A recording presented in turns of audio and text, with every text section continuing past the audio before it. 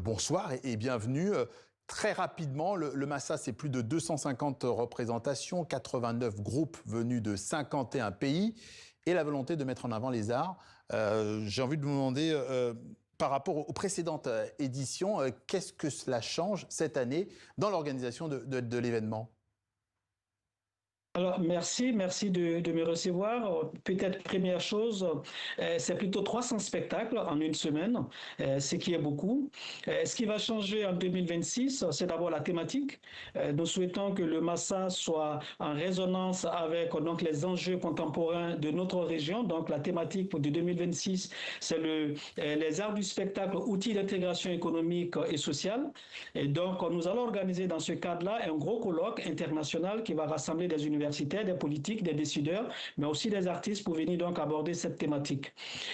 Autre spécificité donc pour cette édition, c'est, vous l'avez évoqué, c'est aujourd'hui les nouvelles technologies et l'intelligence artificielle, comment ces outils transforment notre secteur. Voilà autant de sujets qui vont être abordés dans ce que nous appelons le village de l'innovation, qui va être donc créé au sein donc du Massa pour cette édition 2026, sans oublier, et nous en avons plusieurs, le village enfant, qui est donc notre programme dédié à la jeunesse, enjeu extrêmement important pour le Massa, mais aussi pour le gouvernement ivoirien à travers le ministère de la Culture et de la Francophonie. Alors, vous avez tout décliné, on va y aller petit à petit. D'abord, le Massa s'incarne, vous l'avez dit, dans des quartiers populaires, les hôpitaux, les orphelinats, même le milieu carcéral. Est-ce que c'est ça aussi, cette valeur ajoutée, sortir des sentiers battus ?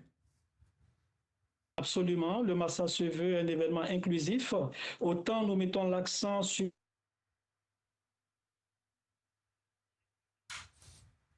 Alors, manifestement, on vous a retrouvé ? Oui.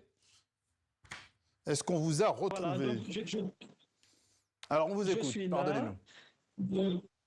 Voilà. Donc, je disais que le Massa se veut donc absolument inclusif. C'est une volonté fortement affichée et par le Massa et par les autorités ivoiriennes. Donc, nous allons vers les publics. Ceux qui peuvent se déplacer dans les salles conventionnelles, nous les accueillons avec beaucoup de bonheur. Et ceux qui ne peuvent pas, il est important que la culture se déplace donc vers ces publics dits empêchés. Et vous les avez tantôt cités. Mais cette inclusivité ne se limite pas au public. C'est aussi une inclusivité que nous souhaitons au niveau donc de la parité des gens avec une représentation féminine extrêmement importante. Pour cette édition, 70% de notre programmation est féminine. Abou Kamaté, quels sont les autres éléments qui peuvent servir d'accélérateur économique pour les artistes et les producteurs du continent ?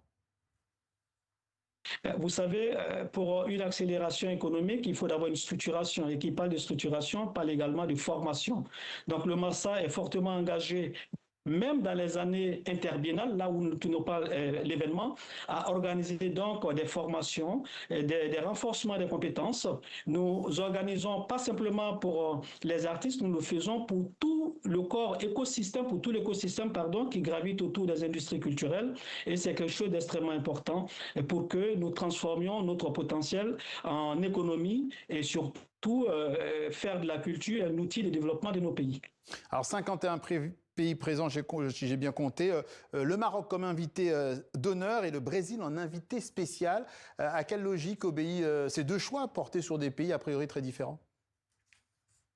Déjà, c'est une façon de montrer la qualité donc, des liens qui unissent la Côte d'Ivoire et ces pays. Et donc, c'est aussi une façon pour nous de travailler sur la coopération sud-sud, et donc qui permet à la Côte d'Ivoire, au Brésil et au Maroc de se retrouver pour échanger avec le reste du continent africain parce que nous aurons l'entièreté du continent africain représenté pendant une semaine. C'est donc l'expression claire et nette que le Massa est pour la Côte d'Ivoire un outil de diplomatie active dans le domaine de la culture.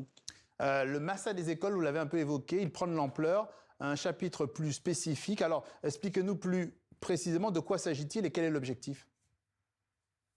Alors, nous considérons que les jeunes, avant d'être des élèves, sont le public de demain. Il est donc important que nous fassions en sorte qu'ils s'accoutument donc de la création artistique dans toute son ampleur. Le Massa, c'est cette discipline, mais le Massa a aussi un volet patrimonial extrêmement fort. Nous allons vers ces jeunes-là dans les écoles, nous le faisons avant la semaine du Massa, mais pendant la semaine du Massa, nous les faisons venir sur nos différents sites afin qu'ils échangent avec les artistes, qu'ils voient leur création et surtout qu'ils puissent participer à des débats que nous organisons sur des questions de leur âge afin qu'ils comprennent mieux ce que c'est que la culture africaine en général et ce que c'est que le patrimoine africain en particulier. Et est-ce que c'est une manière aussi, en même temps, par la même occasion, de détecter aussi des talents? Absolument, parce que certains de ces élèves se retrouvent sur scène pendant le Massa. Ils ne sont pas là simplement en tant que spectateurs, mais ils sont acteurs.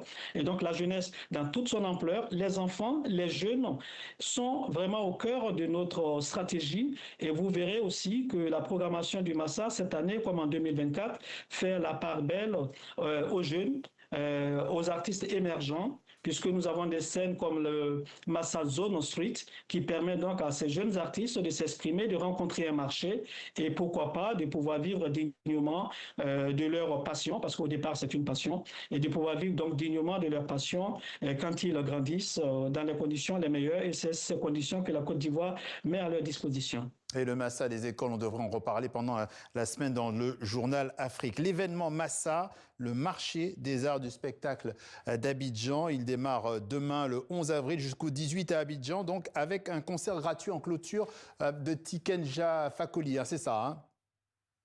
Exactement. Tikenja donne rendez-vous donc, à tous les Ivoiriens et à tous les mélomanes le 18 avril pour donc, le concert de clôture. Exactement. Abou Kamaté, directeur général du Massa, était notre invité. Merci d'être passé par notre journal Afrique sur TV5 Monde.